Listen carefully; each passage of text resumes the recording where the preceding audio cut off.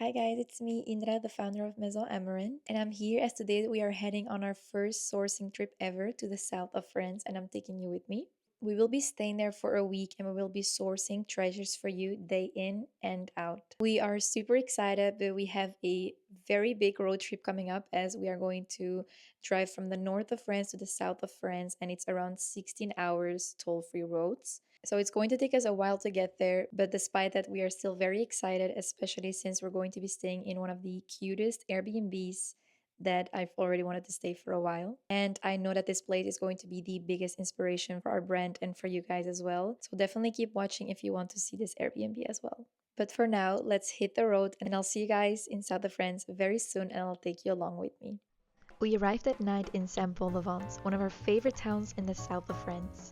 This time we stayed at an Airbnb that's been on my bucket list forever. The former home of poet Jacques Prévert. The rustic charm, the interiors, just so beautiful. Everything about it inspires Maison Amaranth. We woke up early to catch the sunrise and start our sourcing day. However, before we went to the market, we took a quick stroll through the lovely town of Saint-Paul-de-Vence, while it was still quiet without anyone around.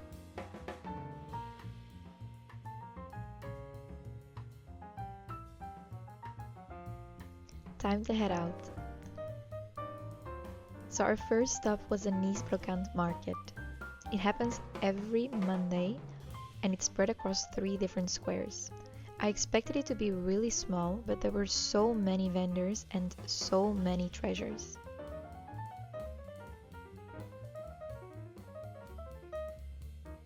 This market was mostly filled with a lot of silverware, a lot of paintings, and the prices were quite fair in my opinion.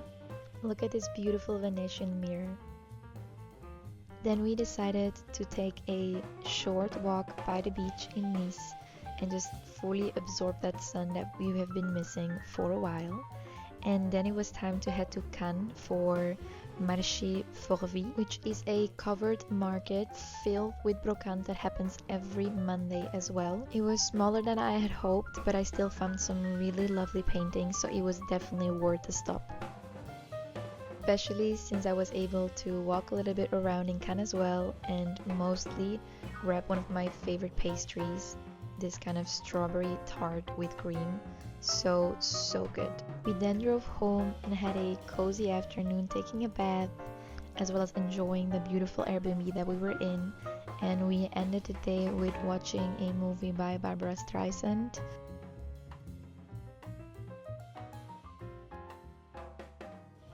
The next morning started with another sunrise and we decided to have some breakfast outside. Our usual breakfast is avocado toast with scrambled eggs, so that's also what we decided to do here.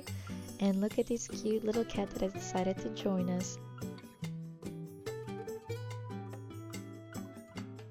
Before heading out, I made my usual matcha for an energy boost, which we're really going to need, while my boyfriend drank his usual coffee. And it was such lovely weather, so we just needed to do another walk before heading out for a busy day. The weather was so nice, it just felt so nice to have the sun on our skin and to really take in all of the details of this beautiful old town. I get such happy vibes from seeing a window open and hearing all the noises that go on in the morning in someone's house, hearing the sounds of a shower, that they're fully enjoying their slow mornings. Then we headed to Grasse, which is a lovely town not too far from Saint-Paul-de-Vence, and the way there was just stunning. All the rock formations, all the green is something that I really enjoy seeing. And upon arriving, it turned out that it was just a regular market with just new clothes and fruit. So we decided to head to Vence instead. It was quite small, but we found this beautiful table, some pots, and a few treasures for the shop. I forgot to film again because everything just went so fast. And when we got back to Saint-Paul-de-Vence, we just walked around a little bit and returned to the Airbnb for the rest of the evening and afternoon. Another early start. I just really love waking up for sunrise on holidays, or in this case sourcing trips, to really get slow mornings. So I was able to shower and I also read a little bit while my boyfriend was making me some breakfast. What a life! After having our delicious breakfast, we drove to Antibes for their weekly Brocantes market. It really was one of my favorites. It was small, but it was filled with beautiful pieces, and they were just the kindest sellers. I strolled around there for a while, and the prices were just so fair. I may be biased a little bit because Antibes is one of my favorite bigger towns in the south of France. We also found a cute antique shop where we bought some little treasures as well, and strolled a little bit more around before heading back to our Airbnb, where we just chilled a little bit, and then we witnessed a beautiful sunset from our Airbnb. I mean, just take a look at this moon, it is simply incredible. And then we finished the night by putting on the fireplace, obviously, and watching one of my favorite movies, Pride and Prejudice, which my boyfriend hasn't watched, so it was the perfect occasion and season to do so. We woke up early again, ready to head to Provence for the last market of our trip. Since we were taking toll-free roads, we really needed to leave soon to get there in time for the markets. Our first Provence stop was the Villeneuve-lès-Avignon Saturday market. It runs all year and has incredible vintage pieces, but at very steep prices. I filmed a few items that I didn't want to forget, and yes, I bought some too. Just take a look at all these unique pieces, especially these mirrors. I basically wanted to bring everything home, but we didn't have the space as we just went by car, and they mostly had furniture, which is something that we just couldn't bring this time. We really had to focus on bringing smaller pieces and more easy to ship to you guys.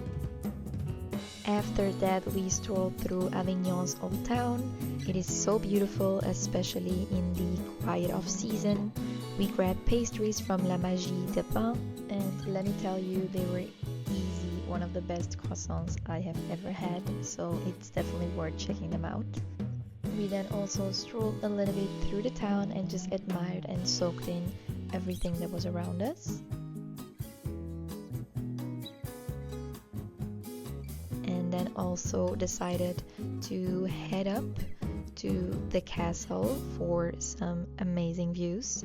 The castle was closed, but the entire area just felt so dreamy and so calm because there were barely any tourists during this time of year. The thing I love most about visiting towns like these is to really appreciate all the small details. I always look up instead of looking down and really admire especially windows and the architecture of these particular old buildings.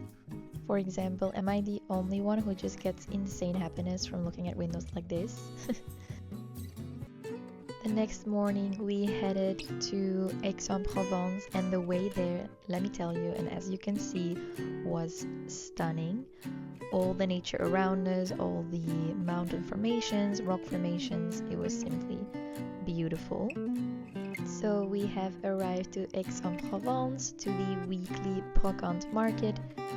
Because of the rain, there weren't super many vendors, but we still left with a few cute pieces at fair prices. Since it was our first time in Aix-en-Provence, we explored the town and it had so many charming cafes and restaurants. We also tried Madame Popcorn because the line was huge and I just basically had a little bit of FOMO. We got the salted butter caramel and the caramel almond cashew mix. It was the perfect snack. Next up was the Sunday market in L'Isle-sur-la-Sorgue.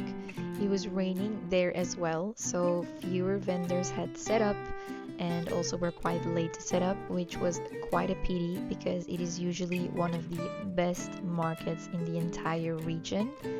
But even then, I still managed to pick up a bunch of pieces, though I didn't get clips since everyone, us included, was basically rushing between the rain. But the silver lining is that the antique shops in this little town stay open on weekends, so we wandered through them and the town for hours. Most of the pieces were above our budget, but we left with a beautiful old wooden chair that I just couldn't leave behind. And I'm not sure yet whether I'm ready to sell this one or keep it in my own home.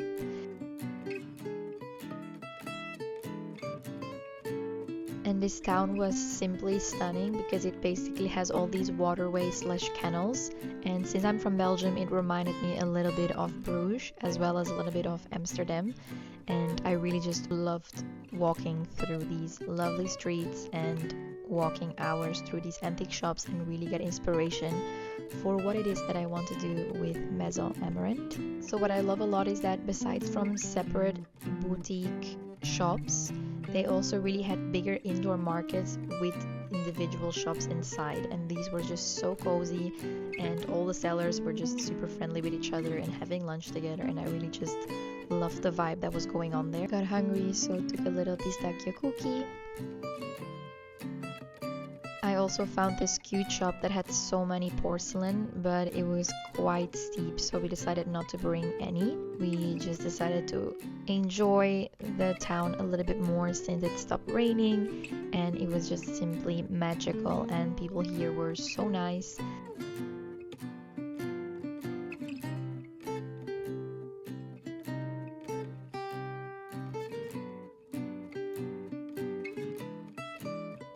And then we also ended the day with takeaway pizza by the water. So simple yet so perfect. On our way home, we made one last stop at a vide-grenier, and yes, we found even more pieces. It was such a successful sourcing trip, especially since it was my first, and I'm so excited to shoot everything and share the new finds with you very, very soon. Thank you for following along on our Maison Amaranth journey.